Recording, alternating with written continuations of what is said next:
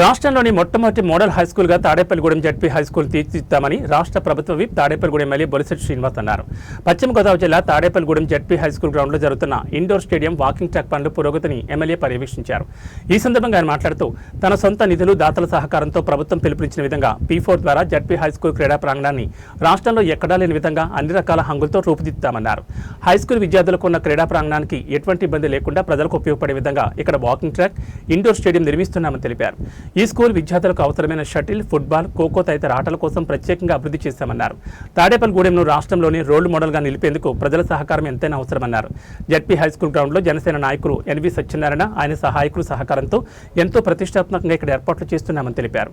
నిర్మాణ పనులు దాదాపుగా పూర్తయ్యాయని, అతి త్వరలో ముఖ్యమంత్రి చంద్రబాబు, ఉప ముఖ్యమంత్రి పవన్ కళ్యాణ్తో చేసిన నిర్మాణ పనులు ప్రారంభోత్సవాలు చేయిస్తామని తెలిపారు. రాబోయే రోజుల్లో ఇక్కడ హైస్కూల్లో ఉన్న జూనియర్, ఇంటర్ కళాశాలను ప్రభుత్వ అనుమతితో వేరే చోటికి మార్చి 2 ఎకరాల స్థలంలో అతి త్వరలో విద్యార్థులకు అనుగుణంగా నిర్మాణం చేపడుతున్నట్టు తెలిపారు. జడ్పీటీసీ ముత్యాల ఆంజనేయులు మాట్లాడుతూ రాష్ట్రంలోని ఎక్కడా లేని అభివృద్ధి తాడేపల్లిగూడెంలో జరుగుతుందని తెలిపారు. ఎమ్మెల్యే వెంట జనసేన నాయకులు ఎన్వి సత్యనారాయణ, నాయకులు, కార్యకర్తలు ఉన్నారు. వేరే విధంగా అనుకోవద్దు, కానీ ఇవాళ రాష్ట్రంలోనే రోడ్సే కాదు, అన్నీ ఒక రోడ్లనే కాదు, అన్ని రకాల డ్రైనేజీలు కానీ, రూరల్ రోడ్లు కానీ, అలాగే టౌన్లో రోడ్లు కానీ, R&B రోడ్లు కానీ అసలు ఎప్పుడూ కనీవిని రీతిలో ఇవాళ తాడేపల్లిగూడెం దూసుకుపోతుంది.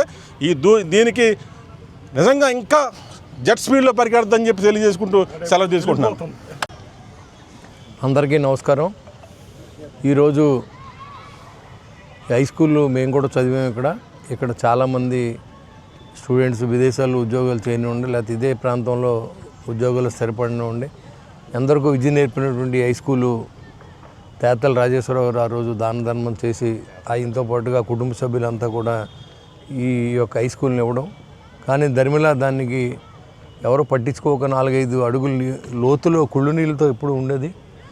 అది తర్వాత మా ఎన్వి సత్యనారాయణ కానీ, వారి మిత్రులు కానీ, HM గారు వీళ్ళందరూ వచ్చి, సార్ హై స్కూల్ మొత్తం పాడైపోతుంది, మనం ఏదో ఒకటి చేయాలంటే తప్పకుండా ప్లే గ్రౌండ్ని ఎక్కడా కూడా డిస్టర్బ్ చేయకుండా ఆ ప్లే గ్రౌండ్ అంతా ప్లే గ్రౌండ్ కింద ఉంచి, మరి అక్కడ ఏదైతే ఖోఖో కానీ, వాలీబాల్, త్రోబాల్, కబడ్డీ, అవసరమైతే టెన్నిస్ కోర్ట్ కూడా మనం ఇక్కడ వేసుకోవచ్చు. అంతే ఒక పోలీస్ ట్రైనింగ్ కావాల్సినటువంటి అన్ని రకాలుగా రోపు, మంకీ రోప్ కానీ, లాంగ్ జంప్ కానీ అన్నీ కూడా మనం ఈ దీంట్లో ఏర్పాటు చేసుకున్నాం.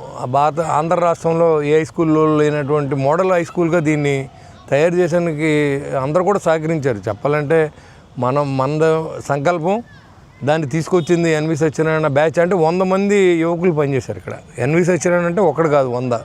ఆ 100 మంది దోమలకి రాత్రులు కూర్చుని కొట్టకుండా ఇదంతా మట్టి పూడిపించి ఒక ఆడిటోరియం తయారు చేసి ఇక్కడ పిల్లలకు కూడా దాంట్లో అవసరమైతే కంప్యూటర్ విద్యను నేర్పించే విధంగా అక్కడ కంప్యూటర్స్ కూడా అరేంజ్ చేసి, మరి దీనికి చాలా కష్టపడితేనే కానీ ఈ గ్రౌండ్ రాదు. మాట చాలా తేలిక చేస్తానని చెప్పడం. దాదాపుగా 15-16 నెలల నుంచి ఈ పని మీద పడితే ఈ రోజుకి ఇంకా ఇంకొక షేప్ రాలేదు. ఇక్కడ మనం క్రికెట్, మనం బాక్స్ క్రికెట్ని కూడా ఏర్పాటు చేసాం. ఎందుకంటే రాబోయే రోజుల్లో ఒక క్రేజ్ ఉన్న ప్లే దాంట్లో వస్తే కూడా స్పోర్ట్స్ కోటాలో కూడా చాలామందికి ఉద్యోగాలు వస్తాయి. ఇక్కడ మనం కోచింగ్ డబ్బు ఉన్న వాళ్ళు ఎక్కడికైనా తీసుకుంటారు, డబ్బు లేని వాళ్ళు అయితే ఈ హై స్కూల్లోకి వచ్చి అన్నీ ఎక్సర్సైజ్ చేసుకోవచ్చు. ఓపెన్ జిమ్ కూడా పెట్టించాం. ఎవరికైనా పారాలసిస్ స్ట్రోక్ వచ్చిన పెద్దోళ్ళు కూడా ఇక్కడ ఎక్సర్సైజ్ చేసుకోవచ్చు. అంతేకాకుండా వర్షం వస్తే తడవకుండా, వర్షం వస్తే నీరు మొలకుండా అండర్ గ్రౌండ్ డ్రైనేజ్ అంటే చాలా కష్టమైన పని అది. ఆ లెవెల్ కంటే దీన్ని మళ్ళీ కొద్దిగా ఒక అంగుళం పైకి వేసుకుని ఈ వాటర్ అంతా మళ్ళీ డ్రైన్లో కలిసే విధంగా ఇంజనీరింగ్ ప్లాన్తో ఇది అండర్ గ్రౌండ్ని కూడా చేసాం. అంటే దీనికి ఎంతమంది కష్టపడి ఉంటారో, ఎంత డబ్బు అయి ఉంటుందో మీరు ఒకసారి ఆలోచించుకుని ఈ అభివృద్ధిని మీరందరూ ఆకాంక్షించారు. అది మేము నెరవేర్చవలసిన బాధ్యత ఎమ్మెల్యేగా ఓటేసిన తర్వాత నాకు ఉంది. కాబట్టి అది ఓ బాధ్యతగా తీసుకున్నాం. వీళ్ళు ఎక్కడ నలిగిపోతారో అని నేను నిరంతరం వాళ్ళ వెనకాల ఒక టీం వర్క్ చేసాం. దానికి మా అందరూ సహకరించారు. హెడ్ మాస్టర్ కానీ, టీచర్స్ కానీ అందరూ బాగుందండి, ఇదంతా బాగా చేశారు. ఇదే ప్రాంతంలో జస్ట్ 4 రూముల్లోనే జూనియర్ కళాశాల ఉంది. నేను ఆల్రెడీ లోకేష్ బాబు గారికి ఒక అప్లికేషన్ ఇచ్చి దీనికి స్థలం కేటాయించి 2 ఎకరాల్లో అక్కడ కూడా పెద్ద కాలేజీని నిర్మించాలనే ఆలోచనలో మనం పనిచేస్తూ ఉన్నాం. రేపు సీఎం గారిని కలిసి అది కూడా మనం అడగాలనే ఆలోచనలో ఉన్నాం. ఎందుకంటే మధ్యతరగతి కుటుంబాలకి ఇవాళ కాలేజీకి వెళ్తే ₹1,00,000 పైన ఫీజు చెల్లించాల్సి అవుతుంది. మరి వాళ్ళ ఇంటర్మీడియట్లోనే ఆగిపోతున్నారు పిల్లలు.